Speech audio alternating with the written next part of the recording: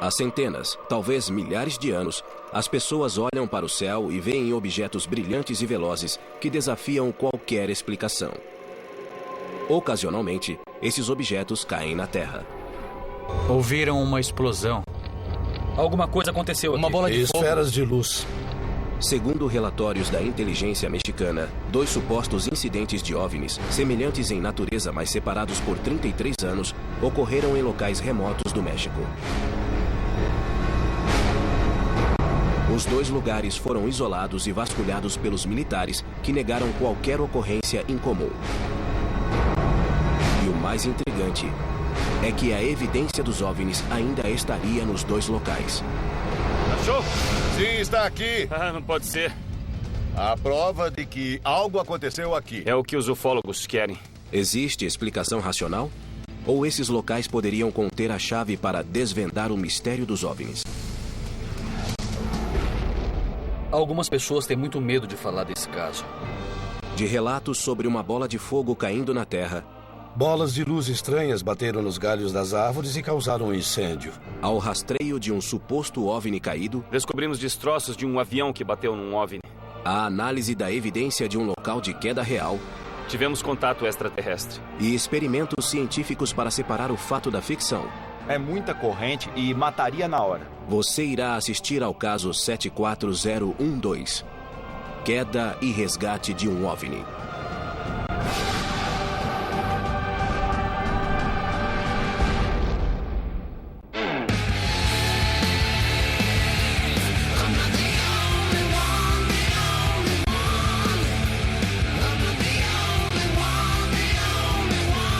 Caçadores de OVNIs, queda e resgate. Em 20 de agosto de 2007, às 4 horas da manhã, um estranho ruído fez os moradores de Xilitla, no México, correrem para as ruas. Claramente delineado contra os céus, um objeto esférico em chamas voou sobre a vila e caiu em um bosque próximo. Alguns testemunharam o objeto misterioso mudar de velocidade e direção como se fosse um avião pilotado. O número de testemunhas oculares e a trajetória do objeto tornam o caso atraente para a equipe.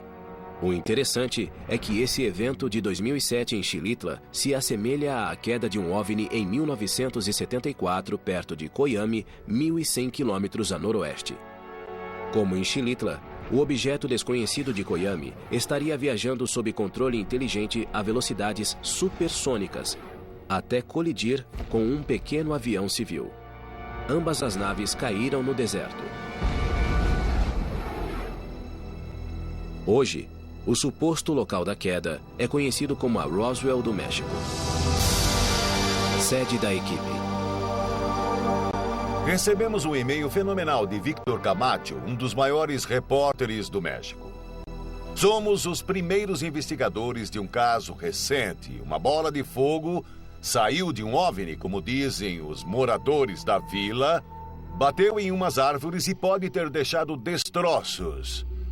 Fizeram um relatório do caso que chegou até o alto escalão da inteligência policial.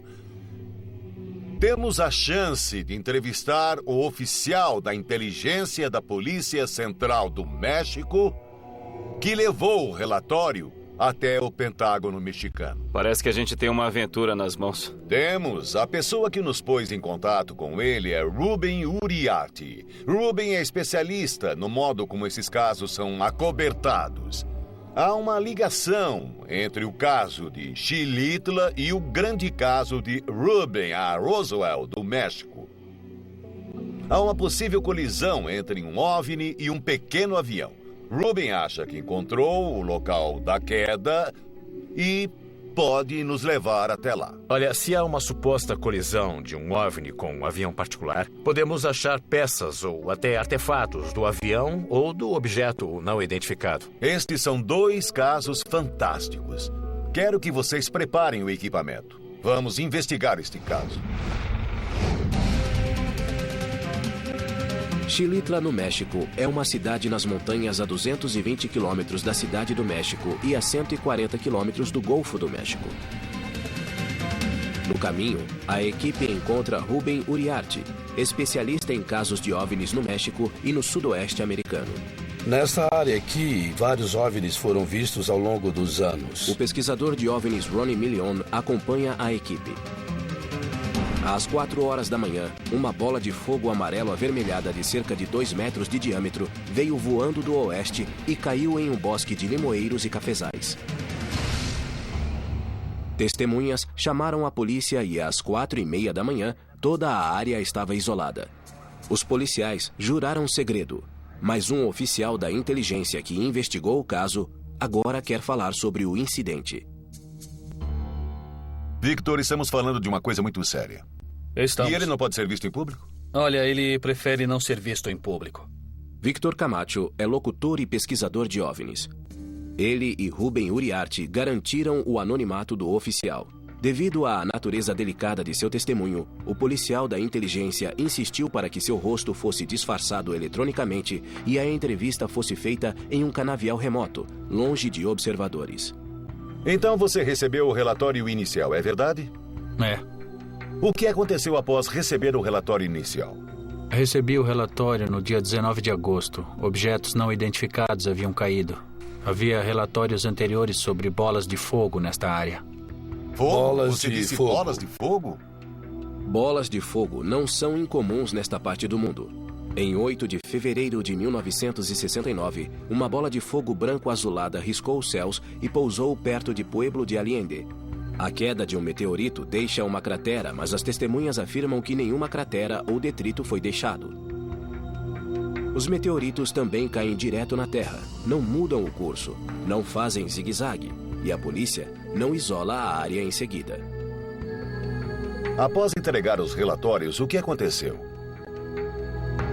O relatório foi para a Sedena. Sedena é a sigla da Secretaria de Defesa Nacional, o alto escalão do Exército Mexicano. Todas as forças de segurança e de polícia se reportam à Sedena. Em 5 de março de 2004, um avião da Força Aérea do México em busca de traficantes, usando uma câmera infravermelha, filmou 11 objetos voando 3 quilômetros acima de Ciudad del Carmen, no estado de Campeche. Apesar de serem invisíveis para a tripulação, os objetos foram captados pelo radar. Eles cercaram o avião por um breve momento e desapareceram em alta velocidade. Esse avistamento foi confirmado e liberado pela Sedena para a mídia. Quando a Sedena é envolvida, a polícia local não tem mais acesso para investigar o evento, porque a Sedena o assume, querem isolar a área como se fosse uma cena de crime e congelar a cena para conduzir a perícia da operação. A história foi direto para o exército mexicano. Não só para o exército, para o alto escalão da inteligência mexicana. Veja como eles são corajosos. É incrível, estão falando de uma investigação da inteligência mexicana sobre OVNIs altamente secreta. Preciso de mais informações sobre isso. Esse fenômeno é muito comum nesta área. Antônio Martinez Chávez é o editor assistente do jornal local El Mañana de Valles. A polícia de Xilitla o chamou na manhã seguinte ao incidente. Para ele, a polícia acreditava que um OVNI havia caído. Imediatamente, ele enviou Maribu Villalobos, sua repórter especializada para cobrir o evento. Na manhã do dia 20, recebi um relatório da cidade de Xilitla. Uma bola de fogo caíra. Outra bola de fogo. Uma bola de fogo caíra e explodira sobre as árvores. Uma testemunha relatou às autoridades que, ao chegar lá, só achou cinzas. Acharam cinzas, não fragmentos de metal. Sim, um dos investigadores pegou um pouco das cinzas. Pode nos dizer onde achar essa pessoa? Sim. Vamos tentar achá-lo para ver as cinzas. Segundo Martinez, enquanto passava, o objeto emitiu longas espirais de cinzas que foram recolhidas e preservadas. Evidência física originada de um OVNI é extremamente rara. Esta notícia dá importância especial a este caso. Tenho duas fontes fenomenais. Uma delas é um oficial da inteligência policial. A outra é a repórter local que assumiu este caso de OVNI, ou seja, do que for, e está acompanhando. Legal.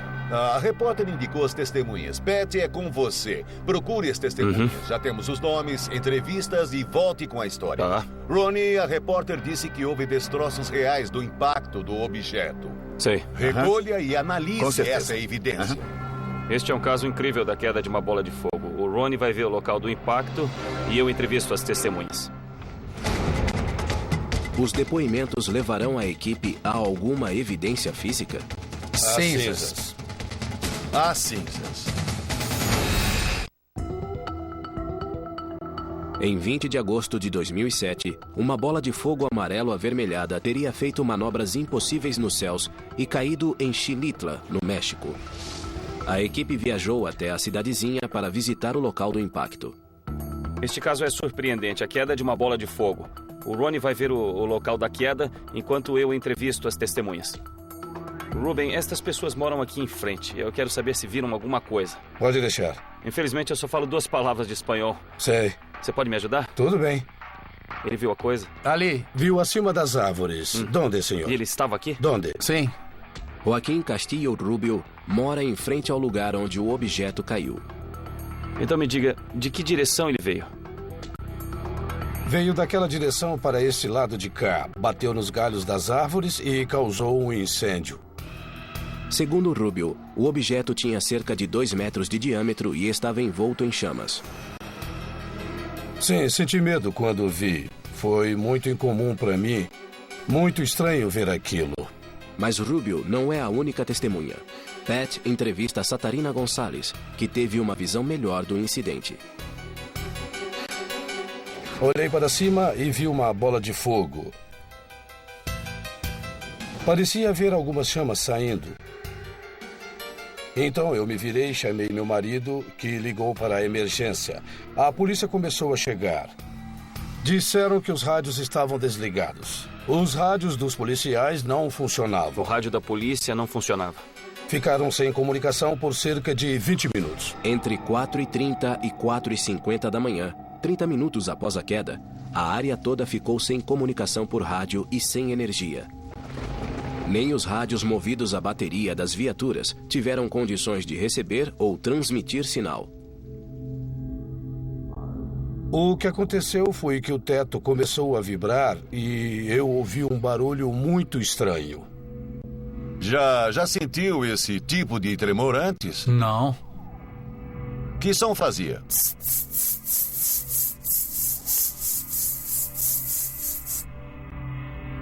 Eu vi um pequeno objeto. Uma pequena nave, talvez um OVNI. Eu estou checando a lista do que não era. Eu acho que nós podemos eliminar um relâmpago, porque relâmpagos não flutuam sobre árvores. Também não eram fogos, não havia nenhuma festa por perto. Então, o que mais flutuaria ou derrubaria a comunicação da polícia e teria esse tipo de efeito? Eu acho que nós estamos diante de um caso real de OVNI. Ronnie inspeciona o local da queda, procurando vestígios físicos do objeto. Segundo as testemunhas, o objeto ricocheteou de uma árvore a outra. Houve um primeiro impacto. Depois ele subiu para lá. Se houver resíduos do objeto, pode existir excesso de radioatividade. Normais? Sinais normais? Normais. O aparelho de Ronnie mostra que o local não é radiativo, eliminando a possibilidade de a bola de fogo ser movida por combustível nuclear. Vou levar amostras do solo, casca de árvores e frutas. Vou aproveitar tudo. Ronnie colhe amostras do local, enquanto Bill e Pat procuram a evidência confirmada mais importante, as cinzas que a nave teria deixado. Cinzas, vi cinzas, cinzas compridas. Deste comprimento. Eram cinzas longas. Cinzas. Nós sabemos Pode o que deixar. precisamos, certo? Tá. Das Legal. cinzas. Maribu colheu as cinzas. Ela é a repórter local. Nós temos que falar com ela sobre as cinzas compridas. Bill entrevista Maribu Villalobos, a repórter especializada enviada ao local. Ela viu e tocou nas cinzas em forma de fita que não se desintegraram ao toque. Pode descrever as cinzas, algo em especial? Elas tinham 2 centímetros de largura, Uma matéria preta e cinza, eram meio duras, não se quebravam e tinham a superfície muito dura. Pode dizer para onde levou as cinzas? Eu entreguei ao Sr. Carlos Ariano. Ex-policia, é verdade? Uhum. Ele é policial. Meus amigos, apenas um único telefonema nos separa dos destroços reais, ou seja, das cinzas que podem ter caído de um OVNI. Vou ligar para Carlos Ariano agora para consegui-las. Posso falar com Carlos Ariano, por favor? Ariano não pôde ser entrevistado, mas concordou em enviar as cinzas para a equipe. Achamos que uma análise química da composição das cinzas irá revelar algo sobre a natureza da bola de fogo. A equipe vai até Ventura, na Califórnia, e leva a amostra à Capco Sistemas de Análise. Trouxemos a amostra das cinzas e pedimos aos cientistas da Capco para analisá-las e fazer um resumo quantitativo da composição dessas nossas amostras. Os cientistas da Capco testam a amostra usando cromatografia gasosa e espectroscopia de massa. Os testes decompõem a amostra para analisar sua composição. A análise é dificultada devido à pequena quantidade de cinzas recuperada. Os cientistas procuram enxofre e silício, 2 elementos comuns em meteoritos e detritos do espaço. Achamos enxofre aqui. O limite de detecção é de 10 mil. A quantidade de enxofre que achamos foi de 19 mil. Apesar de ter 1/1000 do tamanho padrão, a amostra contém 2 vezes a quantidade de enxofre. Um nível elevado de enxofre é indicação de fogo. Porém, devido ao tamanho limitado da amostra, os resultados não são conclusivos. Agora, a equipe vai ao laboratório de John Tidall, que vai tentar recriar as cinzas de Xilitla. Olha, eu não sei o que aconteceu no México, mas se interrompeu as ondas de rádio, como dizem, de 20 minutos a 1 hora, foi um grande evento eletromagnético, quase da ordem de uma arma atômica. O que realmente importa aqui, Pat, são as cinzas que os moradores dizem ter visto. É o que se destaca em todas as descrições. Então a quantidade de cinzas era suficiente para se manterem unidas, estavam intactas. Correto. Como as cinzas não se desintegraram, a equipe deve considerar que sejam um tipo de fiação ou algo de natureza elétrica. Se uma nave alienígena teve algum problema e aí, bum! Sabe, explodiu, poderia haver fios, conexões e coisas se desintegrando e caindo como uma chuva, deixando cinzas estranhas. Outra teoria é que qualquer que fosse o invólucro do OVNI que lhe permitisse navegar na atmosfera, esse invólucro criaria seu próprio EMP. Basicamente, um evento EMP é um pulso eletromagnético muito forte. O que fizemos nesse experimento foi criar um pulso eletromagnético extremamente forte, é instantâneo, desintegra o fio e libera 10.000 volts a 200 amperes, mataria na hora. Basicamente, o que faremos é pegar uma corrente muito alta e enviá-la por um fio para desintegrá-lo, criando um evento EMP. A equipe testa se um evento EMP é capaz de interromper a recepção de rádio e transformar fios em cinzas. John ligou uma fonte de 27.000 volts a um fio de cobre niquelado calibre 32. É muita corrente, mataria instantaneamente. Certo, vamos lá? Precisa carregar por 10 segundos, certo? Vamos lá? E 3, 2, 1.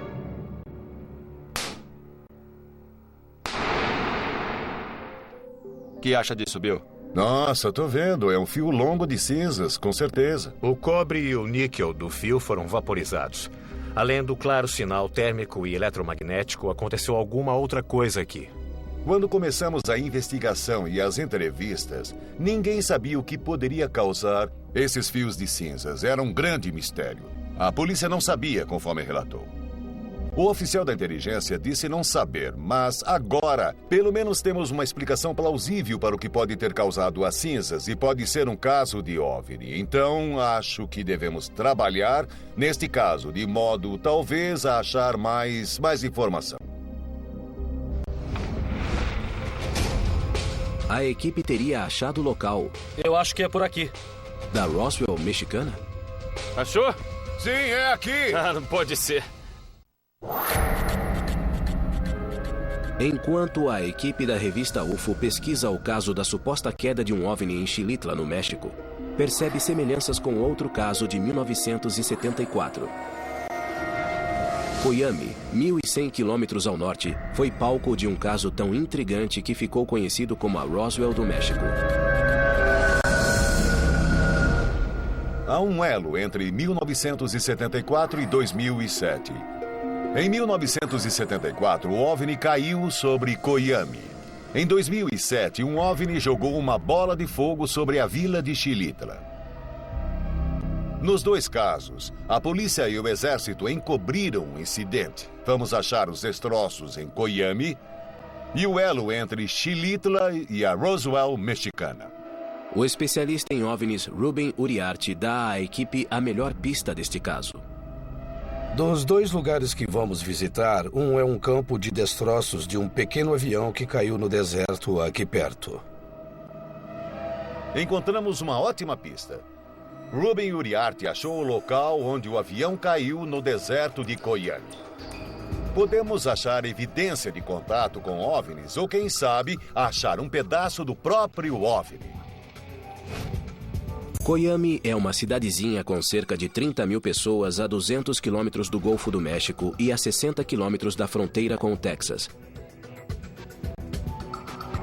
Coyame fica no deserto de Chihuahua, o mesmo que cerca Roswell no Novo México.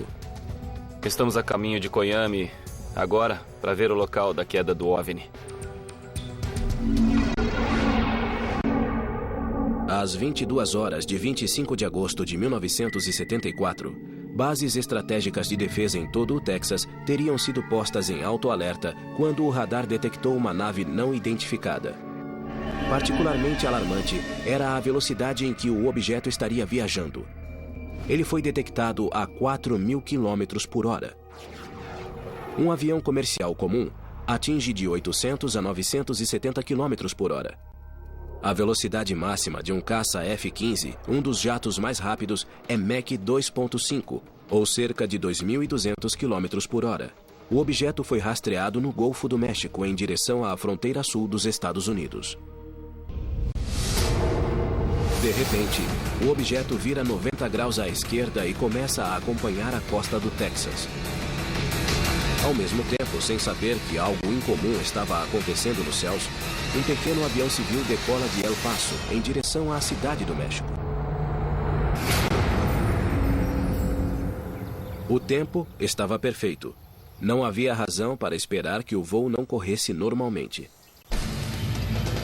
O objeto sobre o Golfo faz outra curva fechada, desta vez para a direita, adentrando o espaço aéreo mexicano e seguindo para as terras desoladas de Chihuahua, no México. Os técnicos da defesa americana teriam visto o objeto desaparecer repentinamente das telas perto da cidade de Coyame. Momentos depois, o controle aéreo civil mexicano relatava que um pequeno avião caíra no deserto de Chihuahua.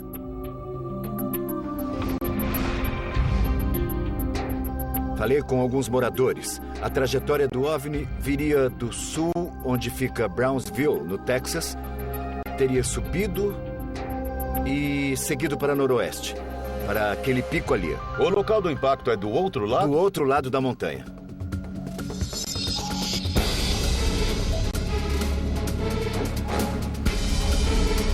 Vamos até o local. Certo. Vai ser um dia longo. Entendido. Parece ser daquele lado. Nossa, é incrível como todo esse terreno é parecido. Noé Torres é coautor do livro A Roswell do México, com Ruben Uriarte. Eles visitaram este local extensivamente enquanto pesquisavam para o livro. Ruben e Noé vão procurar os destroços. A equipe vasculha uma área de 2,5 km², esperando achar evidências da colisão de um OVNI. Estão vendo alguma coisa? Temos 3 perguntas. Onde está? Terá sofrido erosão do vento e da chuva esses anos todos? O local teria sido explorado pelos moradores em busca de artefatos? Deve ser 1,5 km acima. Então a gente tem que ir por ali. Parece que tem alguma coisa por aqui. Onde está, Noé? Bem em frente.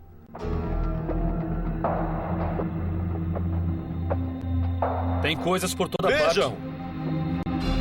Achou? Sim, é aqui! Onde? Aí? Vem aqui! A equipe localizou parte dos destroços e grande parte não é vista há mais de 34 anos. É toda a montagem do leme. Veja, toda a fuselagem aqui. Veja o vidro, é o para-brisa. O campo de destroços cobre cerca de 900 metros quadrados. A equipe localizou destroços em vários pontos, inclusive o que parece ser a montagem de um leme de avião. Nós achamos destroços de um avião espalhados aqui pelo deserto. Pode ser o avião que bateu num OVNI. Eu só vou saber depois de analisar isso e achar algo anormal, um tipo de radioatividade ou alguma coisa que nos dê uma pista de algum contato com um OVNI. Deve haver coisas por toda parte aqui, Pat. Então, o que acha? Eu estou empolgado. Finalmente temos algo físico e tangível para trabalhar. Uma coisa é ler sobre quedas de OVNIs num livro e dizer, talvez tenha acontecido, mas quando se chega aqui e se vê que há algo com que trabalhar, porque nós temos metal a analisar, nós temos amostras de terra, é emocionante. É isso que os ufólogos querem. Para ter respostas é preciso estar aqui. É preciso estar em campo, tocar qualquer artefato que possa indicar ou comprovar contato extraterrestre. Está bem aí, na areia. Aí estão os destroços, a prova de que algo aconteceu aqui. Onde você disse que devia estar? Agora nós vamos trabalhar com os restos e vamos ver se a gente consegue descobrir a história do que aconteceu.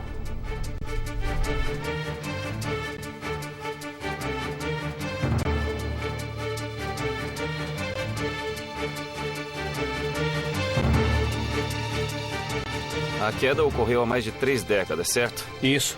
Acho incrível que alguma coisa tenha sobrado, sério.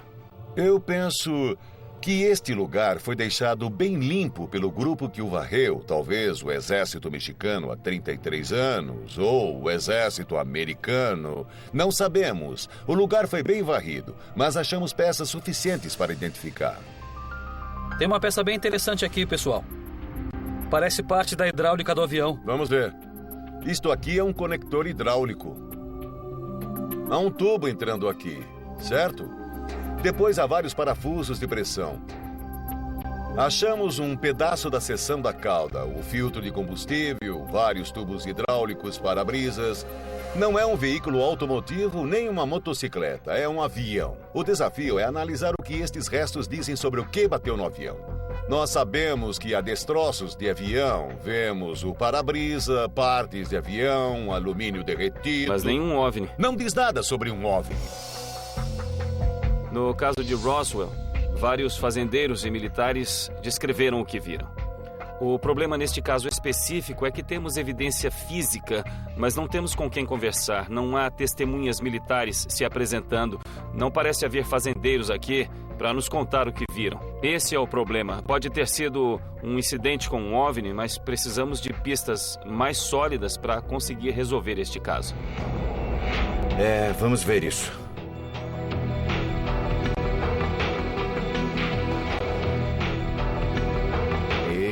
Lá vou eu. Estou bem em cima de um objeto. A equipe finalmente acha a possível evidência de uma colisão fatal entre um avião e um suposto OVNI. Esse é um achado muito importante. Este pedaço de metal retorcido conteria a prova? Estou vibrando, é um achado importante.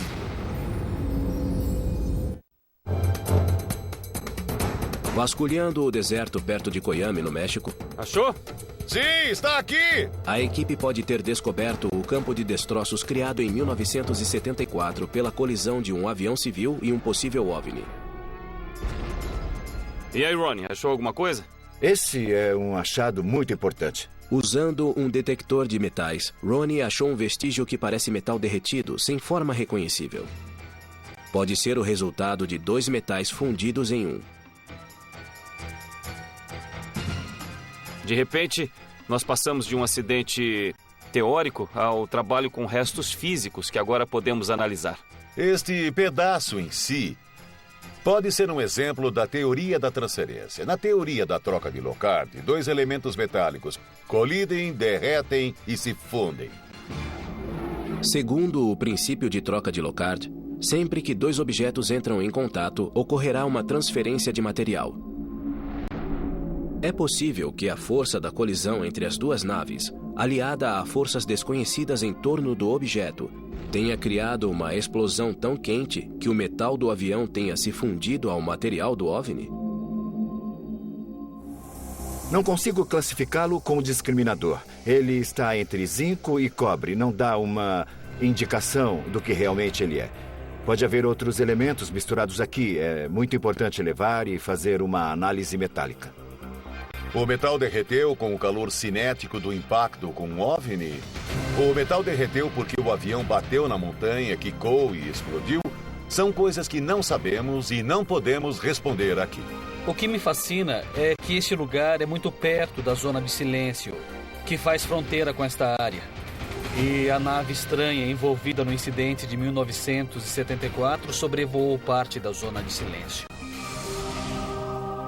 Segundo relatórios, o OVNI voou do sudoeste na direção do Texas, passando pela zona de silêncio, um círculo de quase 300 quilômetros quadrados no centro da divisa dos estados de Durango, Coahuila e Chihuahua. O nome deriva da crença de que as ondas de rádio e televisão aqui sofrem interrupções esporádicas sem motivo. O fascinante é que o suposto OVNI visto em Xilitla também sobrevoou a zona de silêncio antes de fazer uma curva fechada em direção à vila. O que há nesta área que causa tal efeito nestes objetos?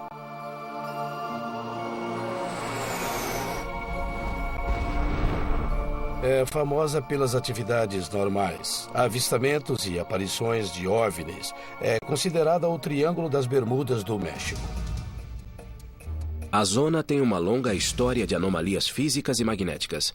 As bússolas ficariam totalmente descontroladas, o que pode afetar os sistemas de navegação aérea. No meio deste deserto isolado, existe um local incomum. Por que haveria uma construção aqui? Uma coisa que notamos logo é que toda a área é marcada por um círculo de terra escurecida.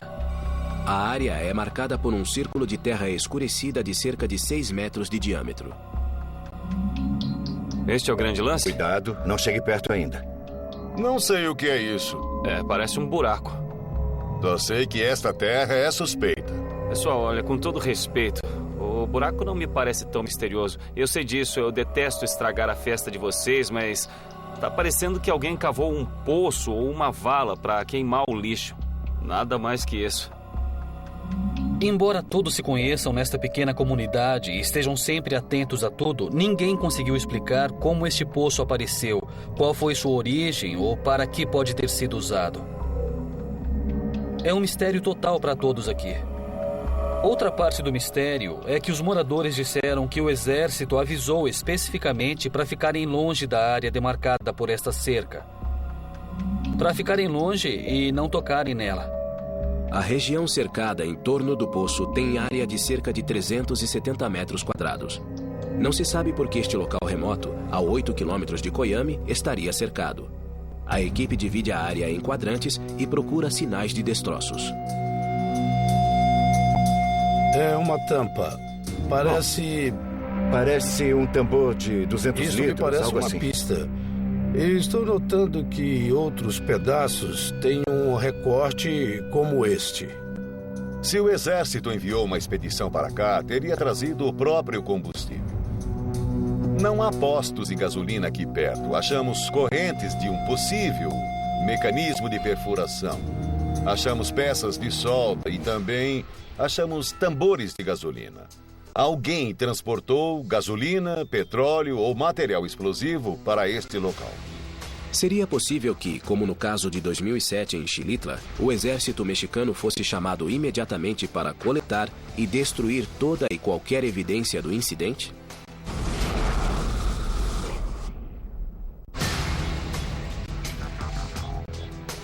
Eu estou pegando objetos circulares aqui. Veja só, parecem tampas de tanques. Repare só, veja isso. Há algo ali em cima, algo branco. Não sei o que é, eu não quis tocar. Bom, sabe de uma coisa? Pode ser de uma lâmpada, um acessório para lâmpada. Acho que você achou um bulbo. Espere um pouco. Digamos que alguém veio a este lugar e pendurou luzes à noite. Entendi. O que achamos não é um simples buraco na terra. Ele é um buraco cavado. Este é um lugar onde foram enterrados explosivos de uma operação. Alguma operação incendiária ocorreu para se livrarem da evidência e enterrá-la. Parece uma cratera de bomba. Um desses lugares onde uma explosão nuclear faz o chão desabar e cria uma cratera. É o que parece, vendo mais de perto. Segundo o livro de Noé e Ruben, a Roswell do México, a presença deste agente mortal motivou uma força-tarefa americana a correr para o México e preparar um dispositivo incendiário, talvez nuclear, para evitar que o problema se espalhasse.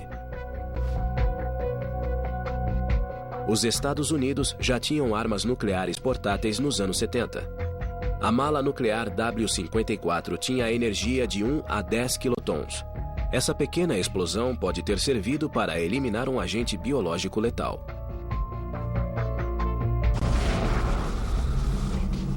Segundo Noé e Ruben, durante anos após o evento de 1974, os moradores foram alertados a ficar longe desta área devido a altos níveis de radiação.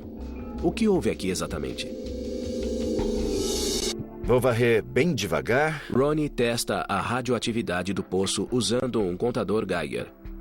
O aparelho mede o número de partículas radiativas emitidas por uma amostra em contagens por minuto, ou CPM. Cerca de 15 CPMs. O próprio planeta emite uma radiação de fundo de cerca de 15 CPMs.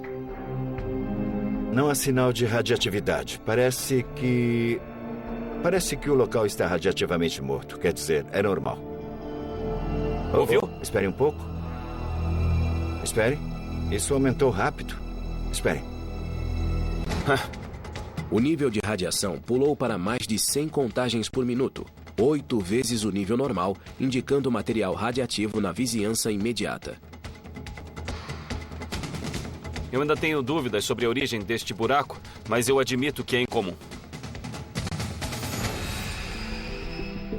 Quando se chega a um lugar que pode conter destroços de um avião que colidiu com um OVNI e que o exército limpou, mas onde ainda há pequenas peças de evidência pericial que revelam substâncias diferentes do que existiria no avião, para nós é uma emoção, é um achado muito importante. Os destroços do avião e as amostras radiativas retiradas do misterioso poço são enviados ao laboratório para buscar evidências de OVNIs. Sabemos que alguma coisa aconteceu lá. Os testes finalmente ajudarão a resolver o caso da Roswell mexicana?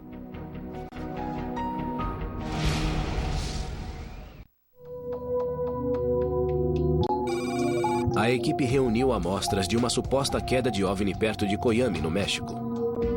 O que é isso? Agora eles voltam aos laboratórios da Capco em Ventura, na Califórnia. A equipe colheu 4 amostras. Uma de controle e as outras 3 do buraco misterioso. Vamos buscar nas amostras vários compostos orgânicos e semivoláteis. A equipe encontra Alan Rapti, técnico em análises que faz vários testes nas amostras coletadas no local. Quando estávamos em Coyame, no deserto, pegamos várias amostras em volta do que pensamos ser o local da explosão. Você fez testes com elas. O que descobriu? O lado orgânico incluiu uma análise com cromatografia gasosa e um instrumento de espectroscopia de massa. O propósito era identificar os compostos semivoláteis presentes nas amostras. Ellen está testando 4 amostras coletadas em distâncias diferentes em torno do poço misterioso. As áreas das amostras começam da maior distância do ponto central. A amostra A era o controle e a amostra D foi tirada de dentro do próprio buraco. Ellen procura VOCs, compostos orgânicos voláteis. VOCs são definidos pela Agência de Proteção Ambiental como compostos químicos que se vaporizam facilmente na atmosfera. Incluem o metano, o formaldeído e vários compostos domésticos comuns. Identificar os VOCs ajudará a definir a composição química da amostra. De suas amostras, as amostras A e B são completamente limpas, sabem? Não há nada nelas. Porém, nas outras duas, C e D, achamos um leve traço de hidrocarbonetos derivados de petróleo, que definimos olhando o cromatograma como óleo de motor.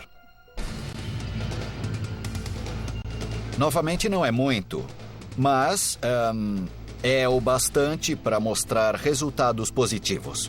É engraçado porque as amostras C e D vieram de mais perto do próprio poço onde, como diz a história, o exército americano explodiu os destroços. Bem em volta desse poço, achamos contêineres de petróleo. As amostras de solo de Koyami tinham um tipo de composto semivolátil. Apesar de não podermos tirar conclusões específicas, nós sabemos que alguma coisa aconteceu lá, talvez envolvendo um tipo de explosão ou processo incendiário.